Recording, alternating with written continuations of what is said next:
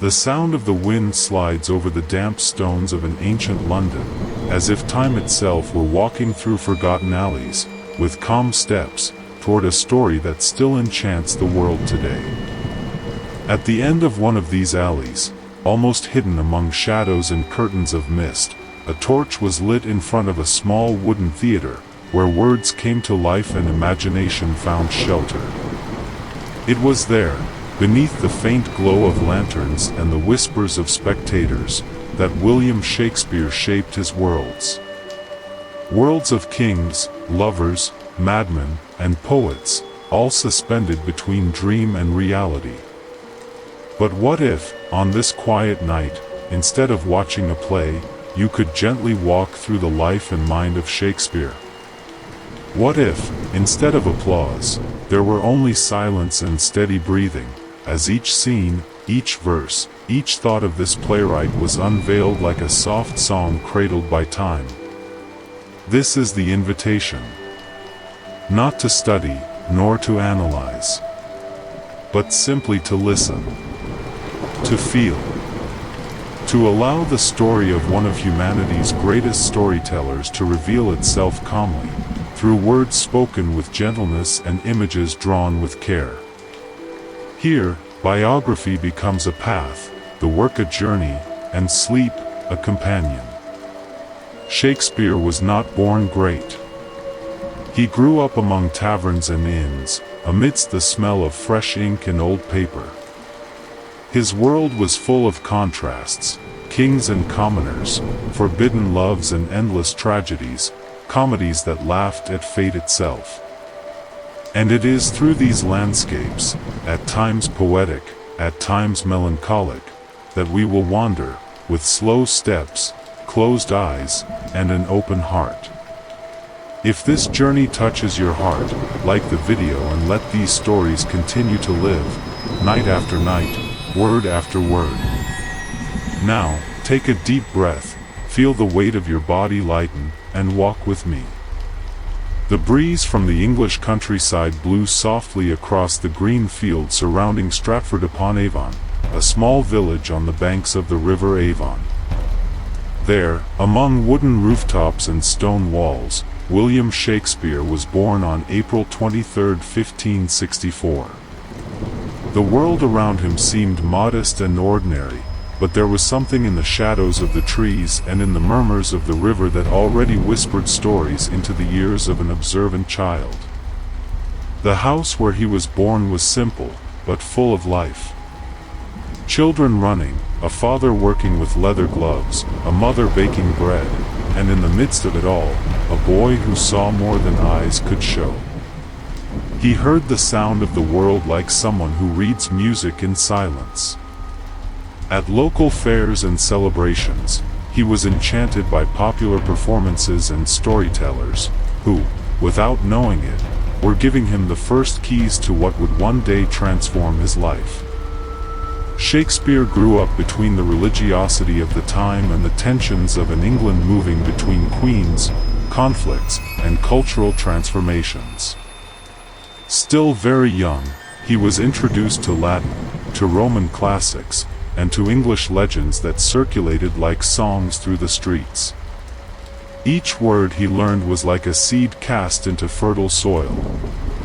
And there, in silence, the future poet was already beginning to bloom.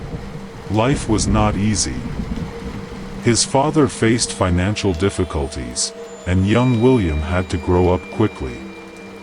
Even so, his eyes remained attentive to what many could not see. He observed gestures, silences, pauses, and glances. It was as if every ordinary moment carried within it a scene waiting to be written. If you're enjoying this journey through time, subscribe to the channel and share something you're feeling right now. That way, we can keep creating stories that cradle sleep and awaken the soul. Shakespeare's youth was like a quiet backdrop for the genius that was taking shape. He did not come from noble birth, nor did he live a life of privilege. But the world around him was rich in stories, dramas, meetings, and partings, the kind of material his mind would one day turn into eternal art. And then, there was a silence in the story. A blank space that scholars call the lost years. Between adolescence and the beginning of his career in London, little is known for certain about what happened to Shakespeare. But there is something enchanting in this emptiness, like a blank page waiting to be filled with dreams. Some say he traveled, perhaps joining itinerant theater troupes. Others claim he worked as a tutor, or even as an apprentice in some ordinary trade. But the truth may be simpler and more magical at the same time. He lived. He observed. He learned. Let us imagine William walking along paths between villages, passing through dew-covered fields, listening to stories in smoky taverns, and memorizing accents, gestures, and expressions. Every face he encountered could later become a character. Every sunset, a metaphor.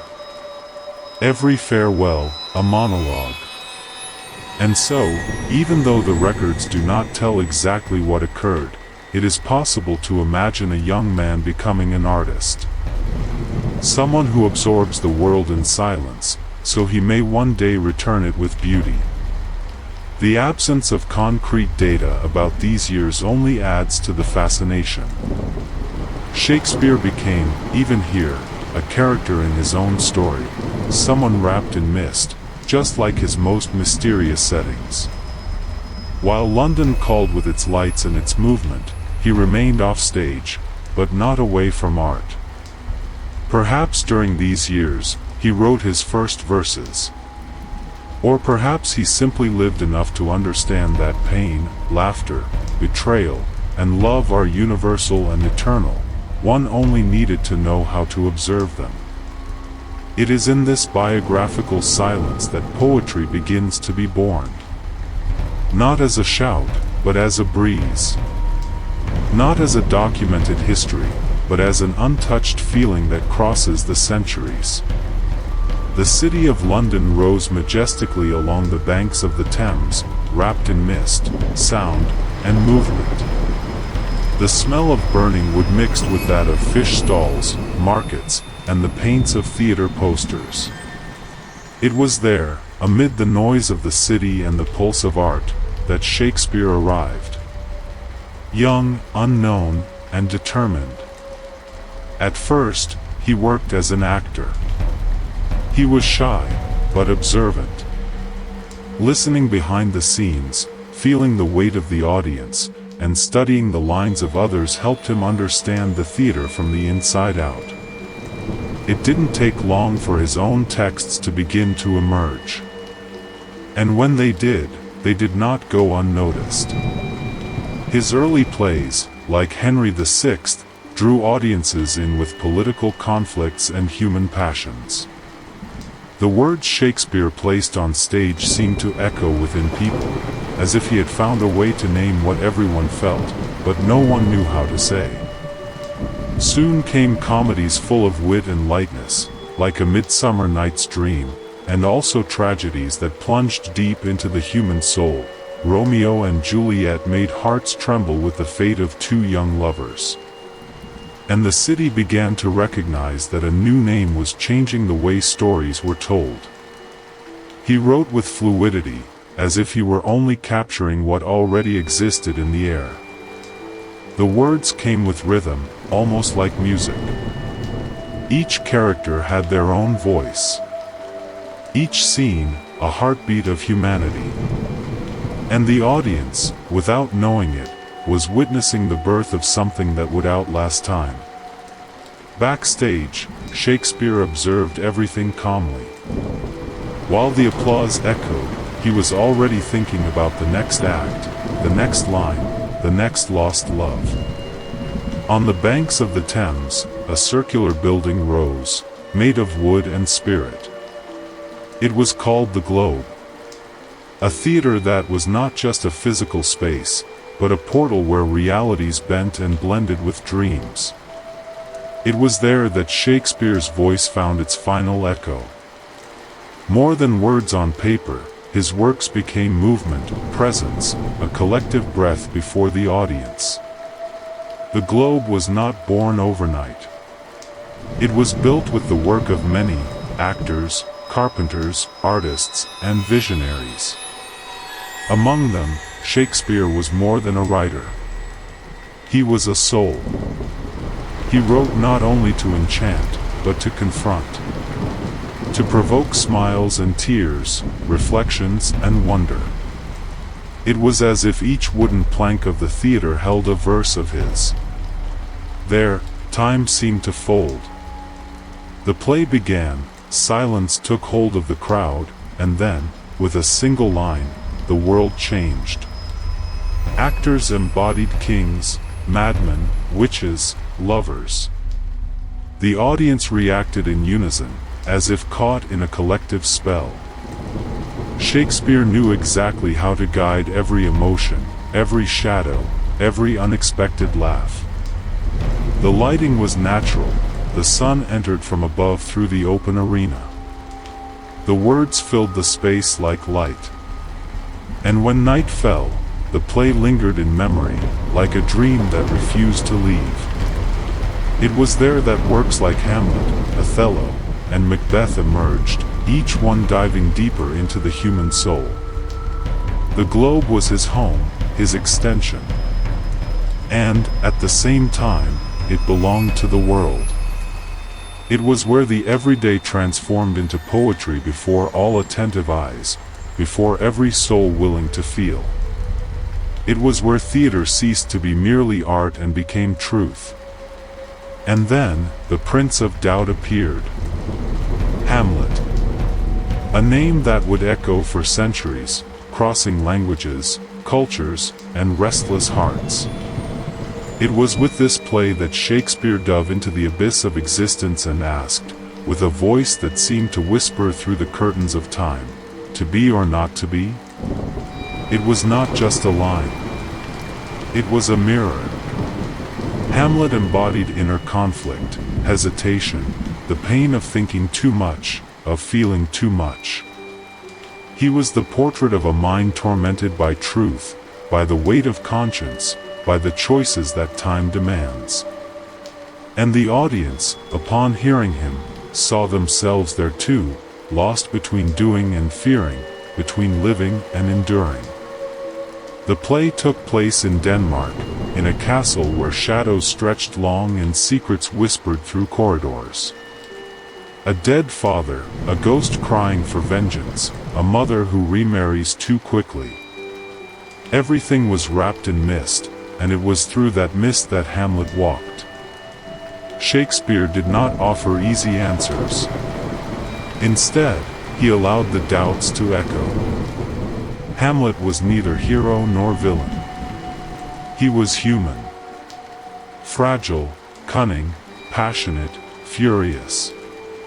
And with each line, Shakespeare sculpted the soul of one who lives intensely and pays the price of clarity.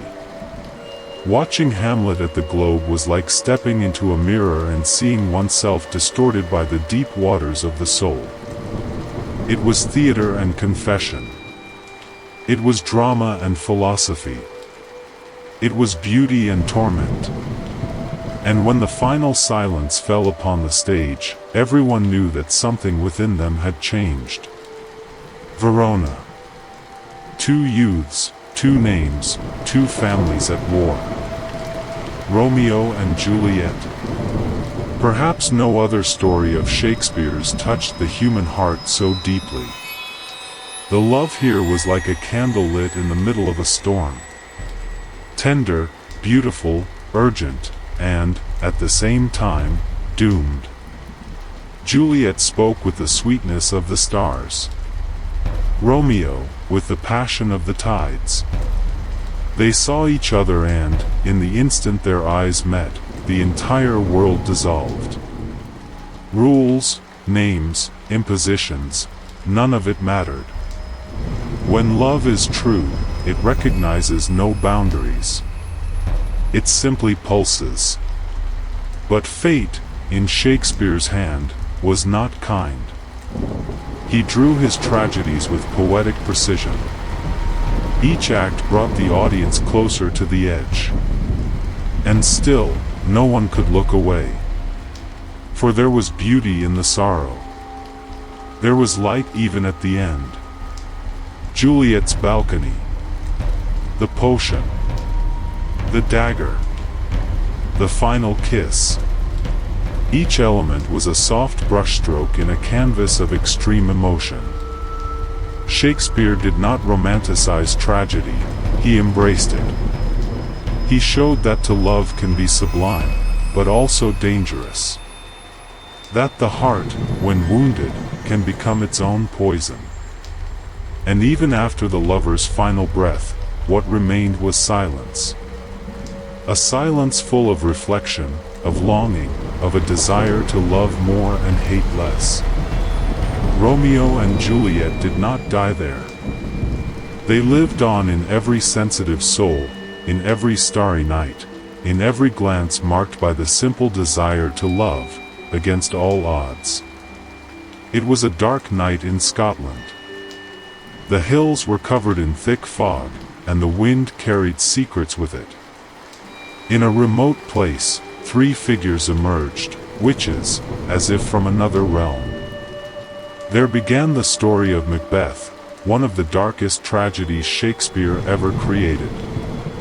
It was about ambition, guilt, and the unbearable weight of desiring more than one can bear. Macbeth, a brave warrior, heard the prophecy, he would become king. And with that, the seed of desire was planted. But nothing comes without cost. The throne, once a symbol of honor, became an obsession. Lady Macbeth, his partner in ambition, was shadow and strength, sigh and poison. Her voice whispered courage that masked fear, feeding madness with strokes of tenderness and lash. The play unfolded among dark castles, cold corridors, and disturbing dreams. The sound of invisible footsteps, the creaking of untouched doors, the blood that would not wash away, everything composed a heavy atmosphere, laden with symbolism and fate.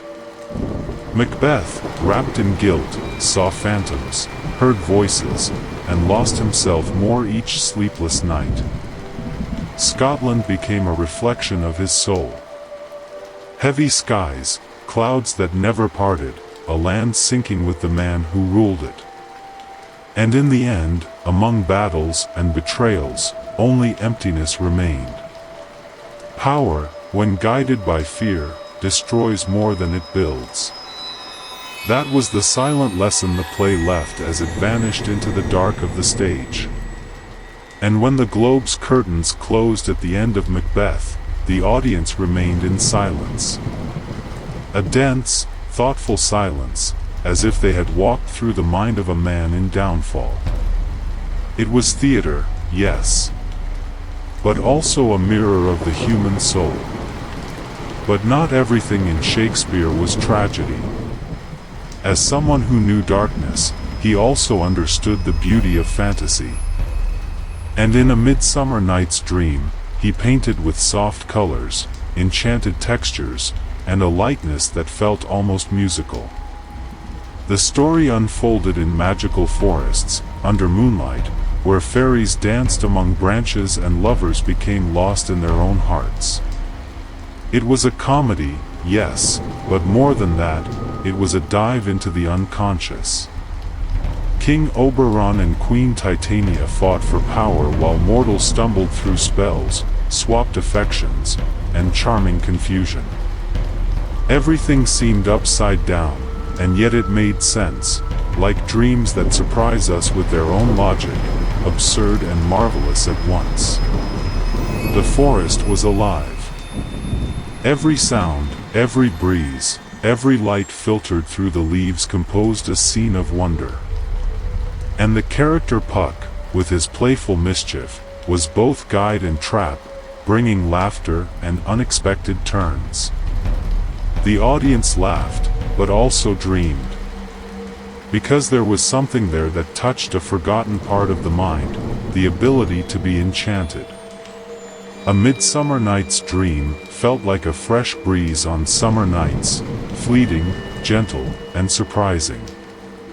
And when the play ended, Shakespeare reminded us, perhaps life isn't so different from dreams. Perhaps, at times, it's better to simply laugh and accept the mystery. To the sound of flutes and laughter, the story dissolved into the night air. And as the audience left the theater, they carried with them not just the words, but the shimmer of the forest, the scent of fairies, and the lightness of those who, for a moment, believed in magic. Old age, power, pride. In King Lear, Shakespeare told the story of a man who chose to divide his kingdom among his daughters, demanding words of affection in return. But not all love is shown in speeches, and not all flattery is sincere. Lear's mistake, deep and tragic, was to confuse words with truth. By giving power to the daughters who lied, and rejecting the one who loved him in silence, Lear paved the way for his own ruin. The play became a slow unraveling of a king's dignity, until, naked in the midst of a storm, he saw himself not as a monarch, but as a man. An old man, fragile, exposed to a world that does not forgive weakness. Nature itself seemed to respond to the protagonist's pain. Lightning split the sky, thunder echoed on stage, and the rain, imaginary, yet deeply felt, washed the audience's soul. It was an internal and external storm, blending heaven and earth, madness and clarity. And Lear, lost in his sorrow, still sought to understand where he had gone wrong. Cordelia, the silent daughter, returned. But in Shakespeare's world, time did not always offer redemption. The tragedy was complete, and the king died with his daughter's body in his arms. It was a scene of cruel beauty, of an intensity that made the entire theater hold its breath. King Lear was not just a play. It was a meditation on the end. On what remains when everything that once defined us disappears. It was about recognizing, too late, the love that had always been there.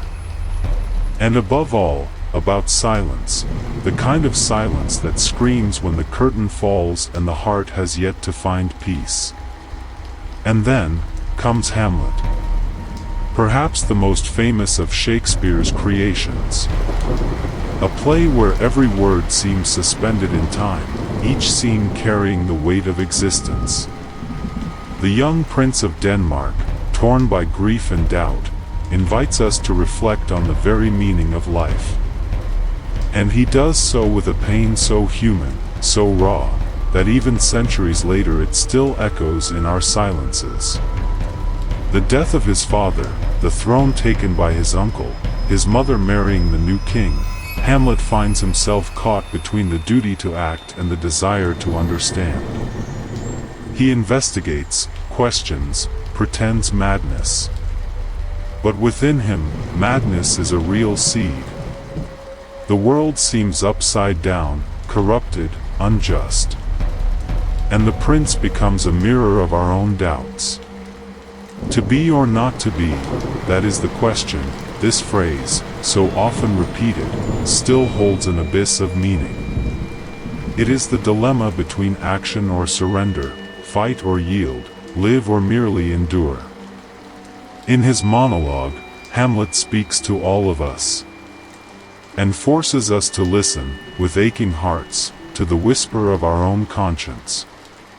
The plot unfolds through layers of appearances, betrayals, and a spiral of violence that spares no one. In the end, everything falls apart. Palace, royalty, love, all collapse. What remains are the echoes of a tragedy that spared not even the just. Because in Hamlet, it's not about heroes or villains. It's about the human soul. Complex, contradictory, and profoundly beautiful in its fragility. At the sound of the prince's final words, the stage falls silent. And once again, silence is what says the most. Behind all his grandeur, Shakespeare was, above all, a poet of the human heart. He understood love like few others. He knew the heart is not logical, that feelings defy rules, and that the most intense emotions come from unexpected places. That's why in his works, love was always more than romance. It was chaos, redemption, danger, beauty. Romeo and Juliet were not merely young lovers. They were symbols of the urgency of love in the face of intolerance. The feeling that bloomed between them was pure, but surrounded by hatred, rules, and warring families. And that's precisely why the story is so striking. It shows us how precious love becomes when the world conspires against it. But Shakespeare also spoke of naive love, comic love, love that hurts and heals. In his comedies, couples lost and found each other, wore disguises, misunderstood and rediscovered one another, like in Much Ado About Nothing, where words became both weapons and bridges between hearts. There was lightness and wisdom in every gesture, in every glance exchanged. He saw the heart as a mapless land, where each character was carried by passions they didn't fully understand. And maybe that's why his stories endure across centuries, because they keep showing us that to love is, above all, to surrender to the unknown. And as the curtain of the theater slowly closes, Shakespeare's words keep resonating within us, like whispers left in the air by souls that never truly departed. Even after centuries, the figure of William Shakespeare remains wrapped in mystery. Born in Stratford-upon-Avon, his origins were humble, but his journey was extraordinary. Few records remain of his personal life, which only adds to the almost mythical aura surrounding him. It's as if he had been born to be voice, and not body. To walk today through the streets of his hometown is like stepping into a silent play, where time feels folded upon itself. The wooden houses, the blooming gardens, the church where he was buried, all seem to whisper his presence. As if he were still there, observing the world with alert eyes and a mind always awake. Some question whether he really wrote all those works. Some say he was only an actor, others claim many authors wrote under his name. But the truth is that none of those doubts diminish the impact of his legacy. Because what matters, in the end, are the words that remain. And they are unmistakable. Shakespeare had no need for fame. He wrote with his soul, not with ambition. His theater was never about grandeur, but about humanity. And that is what makes him eternal. He wasn't made for a specific time, he was made for all times. And as the pages of his works continue to be opened, performed, studied, his characters remain alive. Because those who understand the human soul never truly die. And Shakespeare lives on in every stage, in every line, in every silence filled with meaning. The night is well advanced. Outside, the sky wears a silence as ancient as Shakespeare's words. And in this very moment, as you rest in stillness, perhaps you'll notice something has also settled within you. Because the stories that came before us still live on, not in books, not on the walls of old theaters, but in the most secret places of our minds. The voices of Hamlet, Juliet, Macbeth, and so many others now begin to fade, like mist drifting slowly across the hills of memory. There's no hurry, no destination. Only the soft path of words unfolding, like leaves falling to the rhythm of the night. Shakespeare did not write so the world would remember him. He wrote because he knew that souls always need stories to find rest. And perhaps that's why his verses align so well with our inner rhythm. When your eyes grow heavy, when your body seeks refuge in sleep, his poetry murmurs like a quiet river, guiding your mind toward serene, unknown shores. You don't need to understand everything, just feel. Feel the gentle flow, the images that rise with each phrase, the emotions that quietly stretch within you.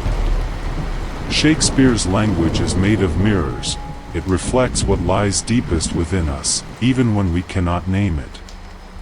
Love, loss, ambition, forgiveness, all the shades of the human soul are carefully carved into his lines, as if each word had been gathered from a time beyond time. And even if the body falls asleep, the images remain, a castle shrouded in mist, a garden where promises are whispered, a stage lit only by moonlight. Now, everything rests. The curtains have closed, but the enchantment remains. And as the world slows down, a soft certainty settles in your chest. The stories will continue. In other videos, other voices, other nights of calm and wonder. Because there will always be beauty to be told, even in the darkness. If this journey brought peace to your heart, I invite you to stay with us. Subscribe to the channel to keep exploring this universe of stories and dreams. Leave a comment, we'd love to know how this journey touched you. And whenever you wish to travel again without leaving your place, I'll be here. With new stories, new whispers, new night breezes. Now, allow yourself to rest. The words have done their part. Close your eyes. Take a deep breath. And may your dreams be soft, like the echoes of eternal tales that dwell in the corridors of time. Sweet dreams, and until the next night.